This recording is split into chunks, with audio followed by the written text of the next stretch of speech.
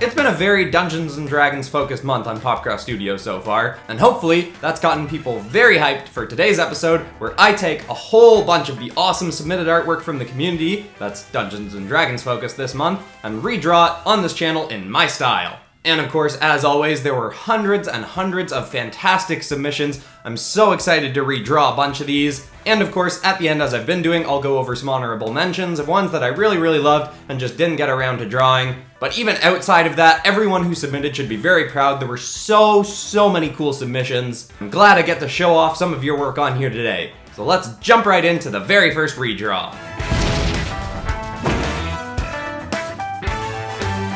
First up, we have got an awesome character sent in by Aaron Weaver. And the description goes like this. Love the D&D theme this month, so I thought I'd enter my character, Max Steelclaw, which is a great name, by the way. Max is a tabaxi that started as a gladiator, hence the Warhammer, who after losing a battle was possessed by a dark warlock, changing his class. I love this character and think it would be amazing to see your take. And I had a lot of fun drawing this one. I admittedly spent a lot more time on the shoulders and head than on the rest of the body, which probably shows, but I don't think that's too much of a problem. That's where people are mostly focusing anyway. I also think I like the expression you gave him better than the one I gave, but overall I did have a lot of fun drawing this one. The expression on your version is one of the things that grabbed me about it. That and the cape. I really like that cape idea. I thought it would be a fun and interesting challenge in how to figure out texturing on it. I spent a bunch of time texturing that and it was a lot of fun, just a bunch of different layers of cell shading, made it feel like there were sort of different layers to it without making it too overly detailed. The only other change that I really made was I guess I made his legs a little bit more long and bent and more creature-like, because that's just kind of my go-to thing with that shaped legs. And then I wasn't really sure how to handle the sort of dark flame in his hand, because it is sort of a fire, so it should emit light, but also it's like a dark flame, so would it not? I didn't really lean into the lighting from that too much, but that was an interesting thing that I thought about while I was working. Anyway, I hope you liked my take on Max Steelclaw, and here it is.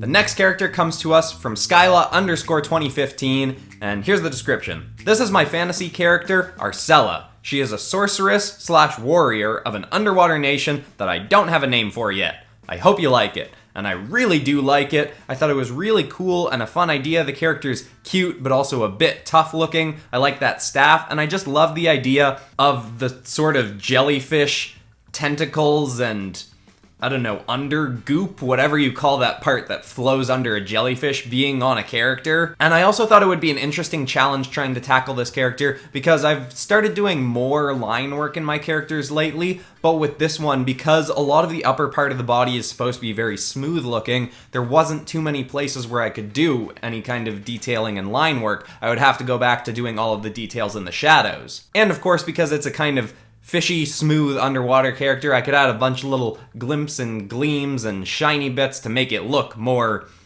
well, shiny. And it was also fun drawing the character in a pose where the underbits could feel like they were flowing, like it had just swooped into this position and was just about ready to go into a battle or something. And I tried to keep the expression pretty similar to what you had. And also on those underbits, to make them feel a little bit translucent-ish, I inked them in a sort of medium purple color instead of doing black. So this did end up being a fun challenge, as I thought it would be, and I hope you like my version of Scylla. Here you go.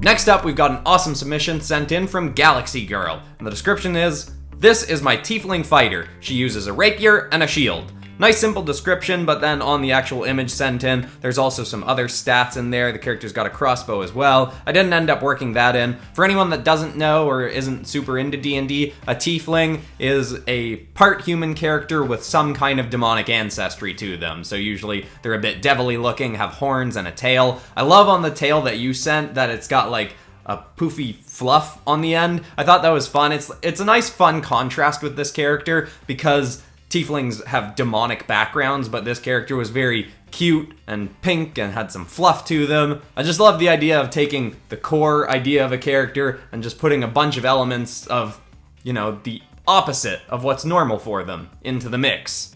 I don't know if that made sense. Hopefully it does. In my drawing, I decided to give the character the shield and the rapier. I didn't know how wealthy this character was. They looked like they would be a little bit higher up because of their outfit, but I wasn't totally sure. The shield I gave them was a little bit on the less expensive looking side. You can see it's got like the very clear wood paneling under it. And then the rapier, I kept it pretty basic, just long, thin, pointy sword. I also love what you did with the eyes. That was something that I wanted to play with and have been playing with lately, is the shape and size that I do eyes. But I really like getting to draw the nice big eyes with the black instead of white, because that just makes the pink in the eyes really pop out. One of my only regrets on this one, I think, is I wish I'd made the sleeves bigger and poofier as you had in the original. I really like that part of your original design, and I feel like I didn't work that in enough. But overall, this was a lot of fun. Galaxy Girl, I hope you like my version, and here it is.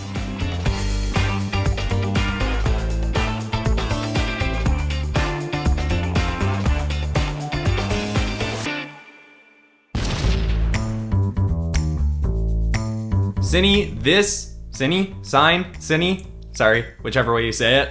This original art was, oh my god, it's so cool. I love it so much. This is one of those ones that I almost didn't want to draw because I think this character is just so built for your style. I mean, you designed it, so it obviously is, but it just looks so good in your style, but I was just like, you know what, I gotta take a crack at this one because it's so cool looking. And here's the description that was sent in. This is my most recent D&D design from a few months back. I was experimenting with body types as a concept. His moveset is similar to a regular 5e homebrew centaur class, and he's an ice mage. He's like really stupid, but he's really good at ice magic. His outfit is vaguely Mikoshi-like, but that's just an aesthetic. And I found this one a really fun, interesting challenge trying to figure out how to compose the two body types in one. Because usually if I'm drawing something like a bear, which is kind of the base of this one, it's polar bear inspired, I assume. You know, you lay out how the body's gonna be, then you place the head somewhere near the front. But instead of a head for this one, I had to place another body, and then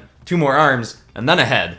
I mean, I feel like I'm just explaining the obvious, but I don't know, it was a really interesting, fun challenge. I do like the pose I ended up coming up with. I ended up redrawing parts of the face after the screen recording because I realized how much I goofed it up. I tried to work in a little bit of the ice magic in the pose, and I think it helps the flow of the image going up from the tail and kind of swooping us around through the character. Even after fixing it, I still don't love the expression that I gave the character, and I do still like your original better, but this was a lot of fun to draw. I hope you like my version. Thank you for the submission, and here you go.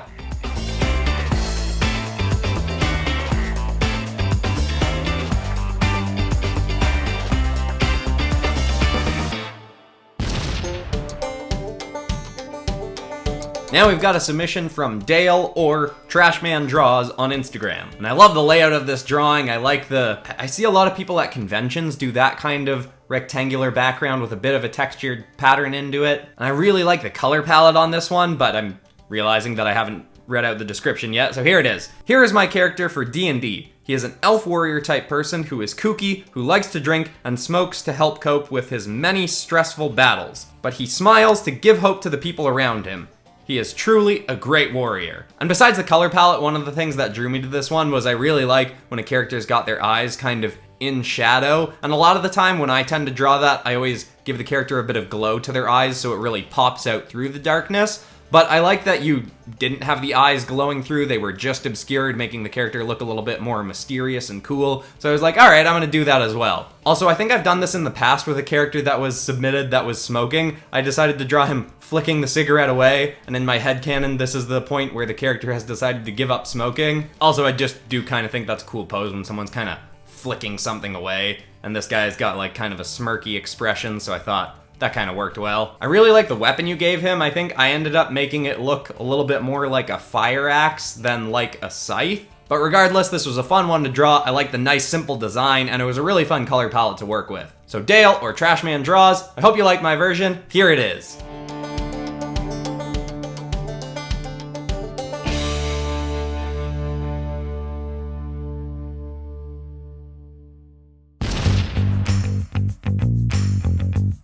Next up, we've got a submission from one of our awesome moderators on the Discord, Kurt Studios. And the rendering on the drawing you sent in is just absolutely gorgeous and phenomenal. It's so cool looking. I'm super curious about what your process is, because this is really nice. And I thought it would be kind of cool taking something that's pretty close to realism looking and turning it into my cartoony comic-y kind of style. But anyway, the description's a little bit longer, so let's get into it. When a wolf steps through an anomalous rift, his entire being began to mutate at a molecular level. He grew crystallized, spiky obtrusions both on his head and back. These glowed a bright green and seeped of radiation. As his sentient intelligence grew at extraordinary rates due to his ever-mutating form, his animalistic instincts became more wild and violent. Fighting almost any other creature that crossed his line of vision, he caught the attention of an unnamed secret organization that took precautions of his murderous tendencies. He was bound and locked up in some sort of holding cell,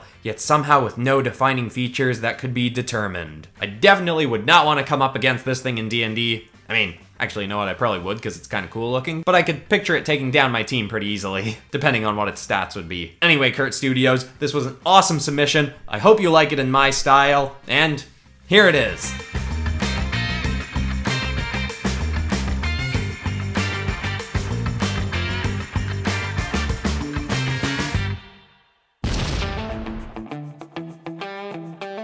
Now, of course, we couldn't do a Dungeons & Dragons focused episode without drawing at least one dragon. And this submission comes to us from Amir Cartoon Studios, and the description is this. This is my modified version of a Bahamut from Dungeons & Dragons. I hope you like it. This was traditionally drawn by me and digitalized by me. And I really liked it. The colors jumped out. I like that the stomach part is kind of the brightest bit, along with that and the eyes, and having some fire spewing out of the lower parts of the wings was cool. It's got so many spikes and everything to it, and I love that it's got the two mouths. On my version, I might have changed up its head a bit too much from how you originally intended it, so sorry about that, but I tried to keep the most important features the same. And I like that you had the tail kind of going off screen, and then it's so long that it keeps going, comes back in later, and I tried to work that into the drawing by having his tail kind of go in behind his wings and then loop back, still going around behind the wings, and you don't really see where it ends because it just goes somewhere behind the wings. And I thought that was a nice kind of fun way to keep it in theme with how you'd drawn the tail, just we never really see where it ends. It could be infinitely long. I also tried to give it my sort of, I mean, it's not really a signature look of mine yet, but something I've been doing a lot with creatures lately with longer tails and stuff is making it a little bit angular and rigid at parts, like a bit curved, but when it does a really sharp bend, it has like a bit of an angle to it. I don't think it worked as well here as it has in some other places, but I do still like, in general, how this one turned out. And I hope you do as well, Amir Cartoon Studios. It was a lot of fun to redraw, and here is my final version.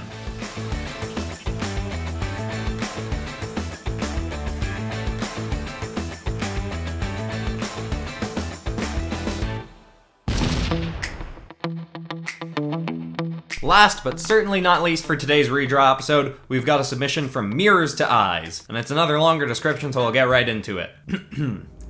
Galvalant knows no weakness. Galvalant is strength. Galvalant is power. Galvalant is might.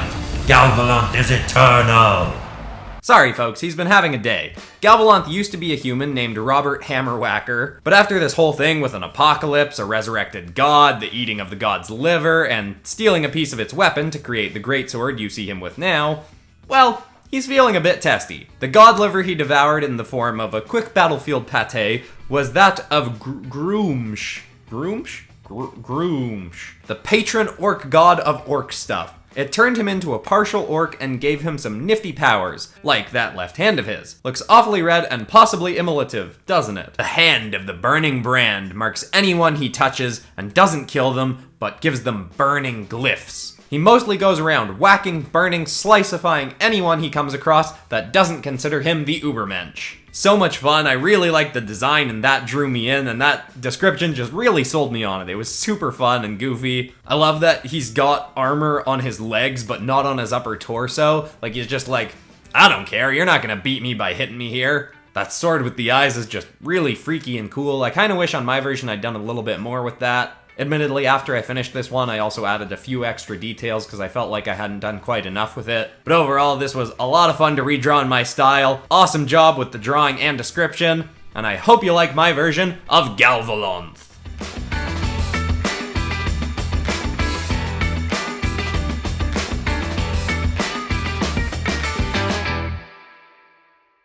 And so, we have another awesome community-focused background for the tablet for the next month. And of course, as mentioned, it's time to go over some honorable mentions. First up, we've got a submission from Bren Draws, who did a fully rendered scene of a bunch of tentacles from this creature coming in to attack this knight character. It's a gorgeous scene. I love how all the tentacles are bringing us in towards the main character, who's pretty freaked out. It's really well done. Then from Ver, we've got a blind beholder, which was such a fun idea. I love the two little characters in the background, kind of thinking, what? It was just so clever and fun. I laughed out loud when I saw this one. Great idea and good rendering on it. Zero Dragon sent in a rat dragon, which I thought was a really fun idea. A bunch of little freaky dragons. I like that you had the color palette there for me. I'm sorry I didn't get around to redrawing this one, but it is a lot of fun. From Caitlin Tilley, we've got this awesome Lackmunster. I love the layout of this submission. The character themselves is awesome. I love I have no idea what you call those things. They're on like real life mudkips, whatever that kind of fish creature is called. I love how much the green of the bandages really pops out among the rest of it, and I like that you gave me a few different angles of the face. Then Maddie sent in Tammy here, and I love the layout of this submission and the character themselves. I love the really intense purple shadow on the one side of the character. The rendering on that is really nice. Love the sort of coffee stains on the rest of this sheet. It's just a really fun way to do the submission. Awesome job, Maddie. Then Milen Dimitrov, I was blown away by this. This looks like professional grade Marvel DC line work. It's so cool. The shoulder blade looks very Jim Lee inspired. Like, I feel like I can picture a Jim Lee character that looks kind of like that. I can't think of who it is, but I love everything about it. The way you've done the face, the hair, the horns, so cool. Also, I went looking at more of Milen's work. If anyone else wants to see more, I'll link in the description because it's all really awesome. Then Nodge Art sent this awesome Warforged inspired character. I love the colors. The yellow really pops out. The mask is cool. I like that it's got a little bit of a look down. And I like the way the mace handle is really nice and thick. It really feels like it could support that weapon. And Rotund Howdy, I love this character. It's a different body shape. I like that he's got his little seal friend there. The paint on the face is great. I love the kinds of cuts he's got around. And then just the rendering on it in general is really fantastic. But alright everybody, I'm sure you're all super excited to hear what the next month's submission theme is going to be. And I had thought about doing something Christmassy, but I couldn't really think of something that fit well. But people really love when we do superhero focused ones. And there's one category of superheroes that we haven't done, and that is anti-heroes. So you've got like your Deadpools, Venoms, Punishers, those kind of characters all fit into that category of a reluctant hero who's got some dark methods to them. So come up with your own original anti-hero and send them over to either popcrossanimations@gmail.com or join the Discord, linked in the description, and put it in the Characters for Pop channel. And remember to have fun with it and challenge yourself a bit. As much as people obviously want to get picked to be shown or redrawn on here, the point of any art challenge should be to challenge yourself and make something that you really, really love, that even if you don't get picked, you really love how it turned out. Thank you so much to everyone who's submitted this month, previous months, and is going to submit in the upcoming months. It's so awesome having you all here, and I'm super excited that we're about to roll into 100K subscribers. But alright everybody, I'm Christian Pearson, this has been PopCross Studios, home of the nerdiest art videos on YouTube, and I will see you all in the next one. Goodbye everyone.